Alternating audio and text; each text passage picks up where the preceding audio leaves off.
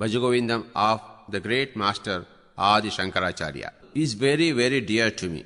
In every meditation session, I would like to sing it and explain it. Nothing gives me greater pleasure than singing the Bhajagovindam and then explaining it. Now, for the benefit of the pyramid masters throughout India, this would be a great help. Therefore, let us now go into details of the magnificent Bhajagovindam of the great master Adi Shankaracharya.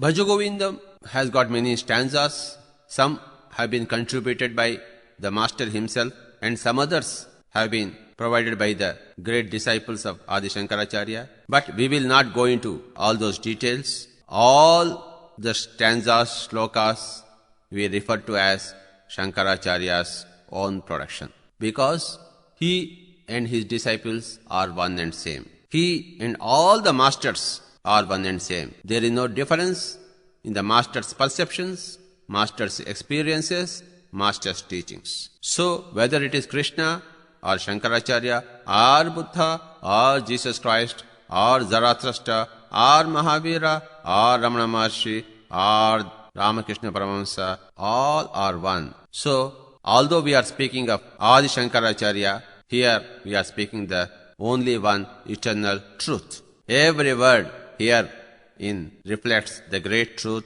so beautifully, so simply revealed to us, and so straight that it goes deep into our hearts, changes our thinking, changes our energy levels. So let us go into the journey to the center of the truth through this great Bhajagovindam. Bhajagovindam, the first shloka repeats itself. It is called as the main shloka. So all the other shlokas are sung. Again we come back to Bhajagovindam now and then. So that's how it is sung usually. Bhajagovindam without singing, it does not have its beauty.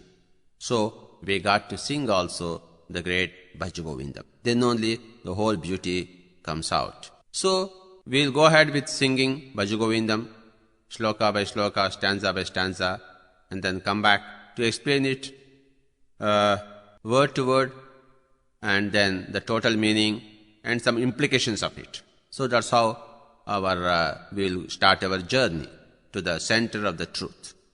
नमस्कार। पत्री जी द्वारा आदि शंकराचार्य जी के भजन भज गोविंदम का तेलुगु और अंग्रेजी भाषा में व्याख्यान दिया गया। शंकराचार्य जी के अद्भुत ध्यान, ज्ञान और स्वाध्याय के सूत्रों को पत्री जी ने खोलकर बहुत ही सरल भाषा में हम सब तक पहुंचाया, लेकिन तेलुगु और अंग्रेजी भाषा में होने के कारण हिंदी भाषा जानने वाले साधक इस ज्ञान से वंचित हैं। इसलिए पत्री जी के अंग्रेजी भाषा में दिए गए भज गोविंदम का हिंदी अनुवाद करके आप सबके साथ साझा कर रही हूँ। आदि शंकराचार्य जी के मूल श्लोक पत्री जी की आवाज में है, लेकिन उनका हिंदी अनुवाद करके उसे अपनी आवाज देकर आप सब तक पहुंचाने का प्रयास किया है, ताकि सभी सत्य के साधक इस अनमोल ज्ञान का लाभ ले सकें। पत्री जी कहते हैं, शंकराचार्य जी का भजन भज गोविंदम मुझे अति प्रिय है। मैं सभी ध्यान सत्रों में इसे गाना पसंद करता हूँ। सभी पिरामिड मास्टर्स के लाभ हेतु मैंने भज गोविंदम के श्लोकों का अंग्रेजी और तेलुगु भाषा में अनुवाद किया है। इससे सभी की बहुत मदद होगी। तो आइए अब हम महान मास्टर आदि शंकराचार्य जी की अद्भुत कृति भज गोविंदम में उनके द्वारा दिए गए गूढ़ ज्ञान को ग्रहण करते हैं। भज गोविंदम में अनेक श्लोक हैं। कुछ श्लोक आदि शंकराचार्य जी द्वारा लिखे गए हैं और कुछ श्लोक उनके महान शिष्य द्वारा जोड़ दिए गए हैं, और हम इस विस्तार में नहीं जाएंगे। हम सभी श्लोकों को उनकी ही कृति मानेंगे, क्योंकि वह और उनके शिष्य एक ही हैं। वह और सभी मास्टर भी एक ही हैं। मास्टर की कल्पना, संकल्पना, अनुभव और शिक्षा एक ही है, चाहे वे कृष्ण हो, शंकराचार्य, बुद्ध, जीसस, रमन महर्षि, रामकृष्ण परमहंस, महावीर, जरथुस्त्र, सब एक ही हैं। इसलिए हम चाहे शंकराचार्य जी की बात कर रहे हैं और हम शाश्वत सत्य की बात कर रहे हैं। इन श्लोकों का हर अक्षर बहुत ही साधारण, सहज, सुंदर और सीधे तरीके से सत्य को दर्शाता है, जो सीधा सीधा हमारे दिल में उतर जाता है, हमारे विचार, ऊर्जा और अनुभूति को बदल देता है। आइए भज गोविंदम के साथ सत्य की ओर यात्रा करें। भज गोविंदम में पहले मुख्य श्लोक है और फिर बाकी श्लोक हैं। हम हर श्लोक के बाद पहले श्लोक का गायन करेंगे। बार बार हम इस पहले श्लोक पर आएंगे। गायन के बिना भज गोविंदम की सुंदरता उभर कर नहीं आती, इसलिए इसे गायन शैली में गाएंगे जिससे इसकी पूरी सुंदरता बाहर आएगी।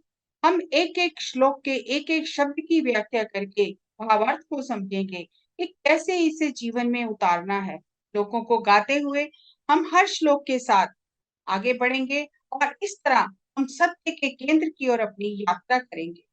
आइए शुरुआत करें। भज गोविन्दं भज गोविन्दं गोविन्दं भज मूढमते सम्प्राप्त सन्निहितकालं हि रक्षति डुक्रुङ्करणे भज गोविन्दम्। भज गोविंदम भज गोविंदम गोविंदम भज मूढ़ मते। गो अर्थात इंद्रियां, 5 ज्ञानेंद्रियां। गोविंदा अर्थात इंद्रियों का जो स्रोत है, जो इंद्रियों की पालना करता है। गोविंदा का अर्थ विशेषता कृष्णा का व्यक्तित्व नहीं है, इसलिए भज गोविंदम। भज अर्थात मनन करना, भीतर जाना। शंकराचार्य जी का कथन मन को संबोधित है। मूढ़ मते, हे मूर्ख मन, अनुपजाऊ मन, अपरिपक्व मन को बुद्धि में परिवर्तित करना है। इसके लिए स्रोत की ओर जाना है। स्वयं का स्रोत व ज्ञान इंद्रियों का स्रोत। ज्ञान इंद्रियों के स्रोत की खोज करना, मनन करना मन द्वारा ज्ञान इंद्रियों का, यही भजन है। शंकराचार्य जी कहते हैं भज गोविंदम भज गोविंदम भज गोविंदम, 3 बार दोहराते हैं। ये 3 बार दोहराने का सिद्धांत शंकराचार्य जी की शिक्षाओं से शुरू होता है। देखो कितनी सुंदरता से उन्होंने अपनी शिक्षाओं की रचना की है। वे स्वयं भी 3 बार दोहराते हैं भज गोविंदम भज गोविंदम भज गोविंदम। जो भी बोलना है हमेशा 3 बार बोलना है, तब वह अवचेतन मन में गहरा उतर जाता है। भज गोविन्दं भज गोविन्दं गोविन्दं भज मूढमते सम्प्राप्त सन्निहितकालं हि रक्षति डुक्रुङ्करणे। सम्प्राप्ते सन्निहितकाले। संप्राप्ते सनहित काले। संप्राप्ते अर्थात जब आपके जाने का समय आ गया तो आपका संसार का ज्ञान कुछ भी काम नहीं आएगा। नहीं नहीं रक्षति दुखम करने। दुख करने संस्कृत व्याकरण का शब्द है। बहुत विषयों पर आपकी स्कॉलरशिप किसी काम नहीं आएंगे। जब आप अंततः धरती को छोड़कर उच्च लोकों में जाएंगे, वहां आपको क्या चाहिए? वहां आपको आत्मज्ञान चाहिए, स्व का ज्ञान। यदि धरती पर आपको स्व का ज्ञान नहीं हुआ तो वहां आप बिल्कुल व्यर्थ हैं, इस दुनिया से व्यर्थ ही चले जाएंगे। इसलिए शंकराचार्य जी कहते हैं जागो, उठो। किसी भी क्षण आपको शरीर छोड़ना पड़ सकता है। अभी इसी समय अपना वीजा, पासपोर्ट, विदेशी मुद्रा एकत्रित करें। इसके लिए आपको आत्मचिंतन करना है। हे मूर्ख मन, ध्यान रख, तेरे जाने का समय जल्दी ही आ रहा है। कभी भी किसी भी क्षण जाना पड़ सकता है, इसलिए तुझे तैयार रहना है। नहीं नहीं रक्षति दुखों कर्ण।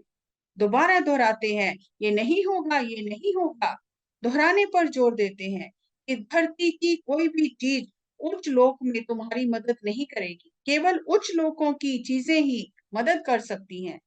उच्च लोकों का ज्ञान ही वहां मदद करेगा। धरती की चीजें धरती पर मदद करेंगी, स्वर्ग में नहीं। और उच्च लोकों का ज्ञान धरती पर भी मदद करेगा।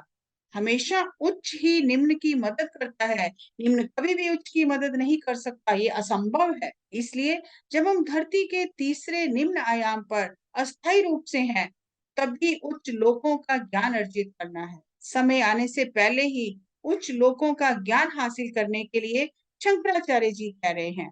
अगले श्लोक में वे कई विषयों पर बता रहे हैं। आइए जानते हैं।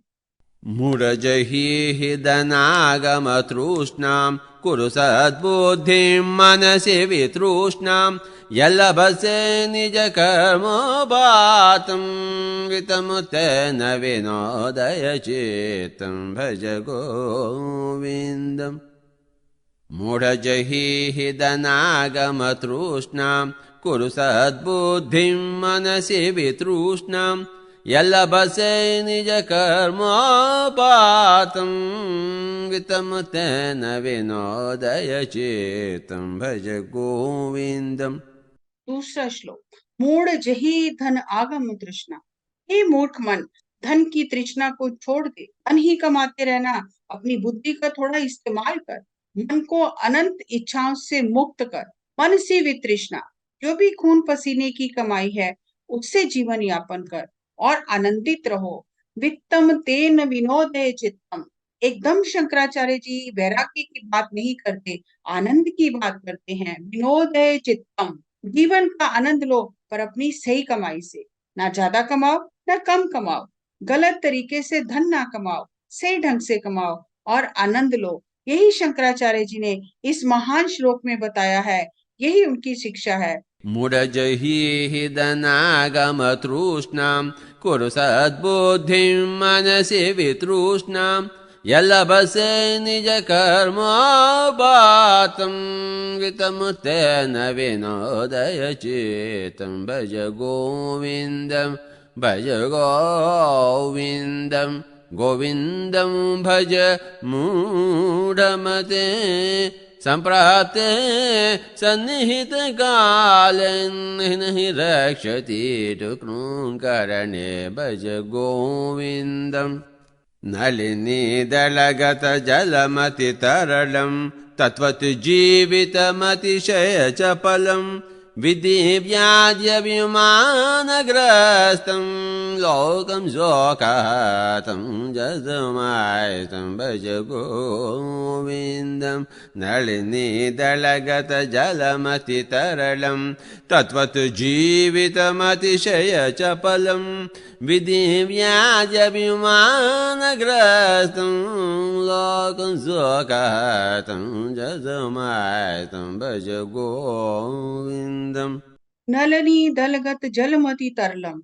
नलिनी दल अर्थात कमल पत्र, दलगत जो उस पर पानी की अस्थिर बूंद है, इसी तरह जीवन भी अस्थाई है। मति तरलम, अनंत अतियों के कारण हम हर चीज में अति करते हैं, इसलिए अस्थिर हैं। सभी संसार दो चीजों से प्रभावित है, आदि शारीरिक दुख, व्याधि मानसिक दुख। शारीरिक दुख हमें बीमारी के रूप में होता है और मानसिक दुख अहंकार के कारण होता है। इसलिए समस्त मानवता रो रही है, शोक हतम, सभी का यही हाल है। संसार की क्या दशा है, शरीर में बीमारी, मन में बीमारी, ये दो बीमारियां हैं, एक शरीर की और एक मन की। इसलिए सारा जीवन अस्थिर है।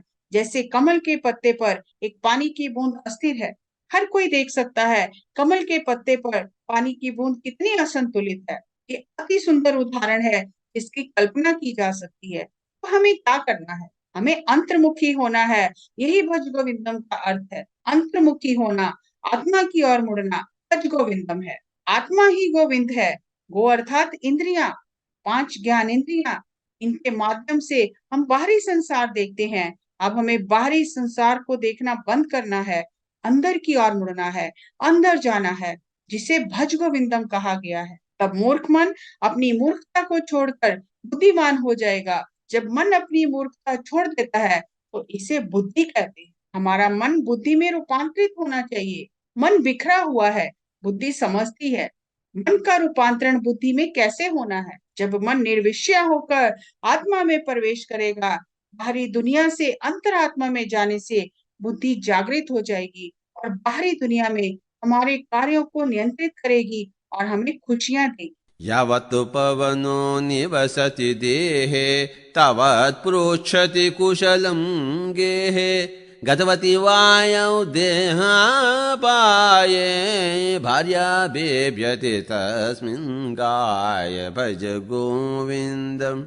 यावत पवनो निवसत देहि, जब तक भौतिक शरीर में प्राणवायु है तब तक सब कोई आपकी सेहत के बारे में हालचाल पूछते हैं। जिस क्षण श्वास शरीर को छोड़ देता है, पत्नी भी शव को छूने से डरती है। उस समय तक पत्नी ने उस पति के शरीर से प्यार किया है और वे छूने से भी डरती है। क्या हुआ है, कुछ तो हुआ है। क्या हुआ है, श्वास ने शरीर छोड़ दिया है। शरीर में श्वास ही आत्मा है। यदि आप शरीर में आत्मा को जानना चाहते हैं तो अपनी आती जाती सांसों के साथ रहें। सांसों को महसूस करके ही भौतिक शरीर में रहते हुए आप आत्मा को जान सकते हैं। इस तरह आप एक आत्मज्ञानी बुद्ध पुरुष बन जाते हैं, मास्टर बन जाते हैं। इसी तरह आदि शंकराचार्य जी मास्टर बने हैं और हमें भी यही कह रहे हैं। इस श्लोक में मृत्यु के बारे में बताया गया है। गतवती वायो देहा पाया। मृत्यु क्या है? शरीर से प्राण वायु का जाना ही मृत्यु है। देह के लिए खतरा है। यावत् पवनो निवसति देहे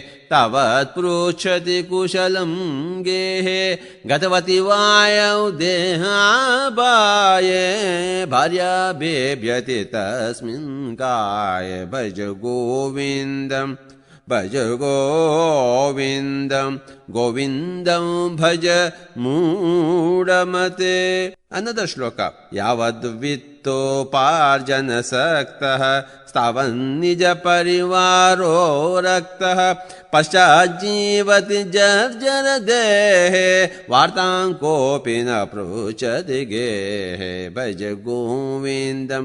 जब तक आप धन कमा रहे हो, आपके सभी रिश्तेदार आपको घेरे रखेंगे, आपके आसपास रहेंगे। जैसे ही आप शरीर छोड़ देते हो, सभी रिश्तेदार तित्र बित्र हो जाते हैं। कोई भी आपके पास नहीं रहता। जब तक आप जी रहे हो, धन कमा रहे हो, तब तक वे आपके साथ हैं। जिस क्षण आप भौतिक शरीर को छोड़ देते हो, कोई भी आपको याद नहीं करता। उनका काम आपके साथ नहीं, आपके धन के साथ था। अब उनका काम समाप्त हो गया है। ये महान सत्य शंकराचार्य जी ने हमें अति सुंदरता से बताया है। यावद् वित्तोपार्जनसक्तः स्तवन्निज परिवारो रक्तः पश्चाज्जीवति जर्जर देहे वार्तां गोपी न पृच्छति गेहे भज गोविन्दम् भज गोविन्दम् गोविन्दं भज मूढमते सम्प्राप्ते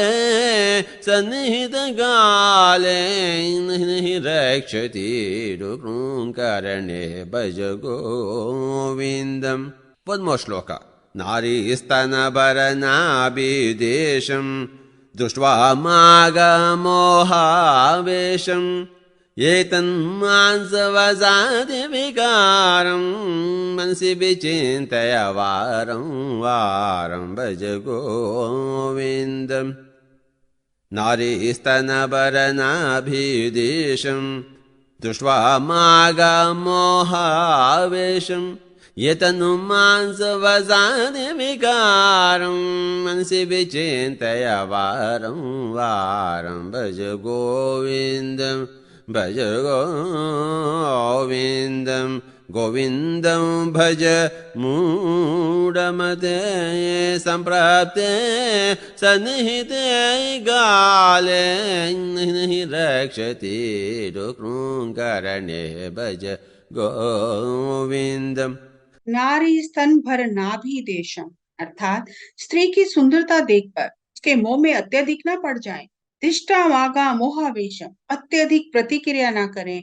ये केवल भौतिक शरीर है और ये भौतिक शरीर का हिस्सा है जिसकी आवश्यकता समय अनुसार होती है। हमें भौतिक भोग का आनंद लेना है और ये अंत नहीं है। भोग का भी शांति से आनंद ले, उससे अत्यधिक आवेश में ना जुड़ जाएं। यदि आप हार्ड कोर्स पर रहेंगे तो जल जाएंगे। शांति से आनंद लें, अत्यधिक ना करें। आदि शंकराचार्य जी हमें मध्य मार्ग पर चलने को कहते हैं। जीवन का आनंद लें, प्रतिक्रिया ना करें, इंद्रियों के पार भी देखें। केवल इंद्रियां और मन के भोग में लिप्त ना रहें। आपका मन बहुत कुछ करता है, पर आपकी बुद्धि आपके जीवन की वास्तविकता से आपका परिचय कराती है। मन के साथ आप मोह में हैं, आवेश में हैं। बुद्धि आवेश को समाप्त करती है। तब आप सही समय पर सही निर्णय लेकर कार्य करते हैं। इसलिए अति ना करें, मन के पार देखें, जीवन का आनंद लें। शंकराचार्य जी पुनः धन के विषय में बात करते हैं। दो चीजें हैं जिससे लोग लिप्त रहते हैं, एक शारीरिक सुख और दूसरा धन। अर्थमनर्थं भावय नित्यं नास्ति ततः सुखलेशः सत्यम् पुत्रादपि धनभाजाभिवृद्धिः सर्वधनजाविहितारेते भज गोविन्दम्। अर्थमनर्थं भावय नित्यम्। अगले श्लोक में शंकराचार्य जी बताते हैं सब लोग दो चीजों में आसक्त हैं, एक शारीरिक भोग, दूसरा धन। अर्थम नर्थम भावे नित्यम नास्ति तथा सुखलेशा सत्यम पुत्रादपि धन भाजम भीति सर्वत्रेषा विहिता रीति। अर्थम नर्थम भावे नित्यम। अत्यधिक धन कमाना हमेशा दुख और तनाव लाता है। नास्ति तः सुख लेशा सत्यम। महान धन में सरसों के दाने जितना भी वास्तविक आनंद या सुख नहीं है। धनवान व्यक्ति को केवल चोरों का ही नहीं, अपनी संतान का भी डर है कि वे मेरा धन न छीन ले। वह अपनी संतान से भी डर कर चिंता में जी रहा है। अर्थम नर्थम भावे नित्यम पुत्रादपि धन भाजम भीति सर्व त्रेषा विहिता रीति। यही सच्चाई है। पुत्रों से डर रहा है, सब जगह यही हाल है। शंकराचार्य जी के समय, उससे पहले या उसके बाद भी सच्चाई तो एक ही है, समस्या तो एक ही है। मानवता उसी चुनौती का सामना कर रही है। मनुष्य की समस्याएं नहीं बदली हैं। इसी तरह सत्य की खोज की विधि भी एक ही है। हजारों सत्य नहीं है, सत्य की खोज की विधि भी एक ही है। वह एक विधि शंकराचार्य जी ने दी है। शंकराचार्य जी कहते हैं, भज गोविंदम, अंदर जाओ, मन को अंतर्मुखी करो, आत्मा में जाओ जो गोविंद है। हजारों लाखों सालों से मानवता इन समस्याओं का सामना कर रही है, वह नहीं बदली। इसी तरह सत्य की खोज भी नहीं बदली। हजारों सालों बाद भी सत्य यही है। व्यक्ति की समस्याएं नहीं बदली, व्यक्ति की समस्याएं वही है। इसी तरह सत्य की खोज की विधि भी नहीं बदली। हजारों लाखों सालों से सत्य की खोज की विधि भी यही है। मन को आत्मा में प्रवेश करना है, यही गोविंदा है। So, अर्थमनर्थं भावय नित्यं नास्ति ततः सुकलेशः सत्यं पुत्रादपि धनभाजा बुद्धि सर्वदलेजा विहितारेतिः भज गोविन्दं भज गोविन्दम् गोविन्दं भज मूढमते बालस्तावत् क्रीडासक्तः तरुणस्तावत् तरुणीसक्तः वृद्धस्तावत् चिन्तासक्तः परसे ब्रह्मणि गोविन्दसक्तः भज गोविन्दम्। शंकराचार्य जी कहते हैं, बालस तावत क्रीड़ा सक। अति सुंदर श्लोक है। हर किसी को बालपन में अनेक खेल आकर्षित करते हैं। इसी तरह तरुणास्तावत तरुण ही सकता, यौवन में शारीरिक भोग आकर्षित करते हैं। व्यक्ति उन्हीं में लिप्त रहता है, उसके पास कुछ और करने का समय ही नहीं है। जब आप बालक हो, खेलों में उलझे हो, जब युवा हो, संसार में उलझे हो और कुछ दिखाई नहीं देता, और जब वृद्ध हो जाते हो, अनेक कठिनाइयां घेर लेती हैं। सत्य की खोज का अब समय ही नहीं है। सीधे खड़े नहीं हो सकते, क्या करोगे, कब ध्यान करोगे? बाल्यावस्था में कुछ और कर रहे हो, युवावस्था में और चीजों में उलझे हो, और वृद्धावस्था में बीमारियों ने घेर लिया है। सत्य की खोज कब करोगे?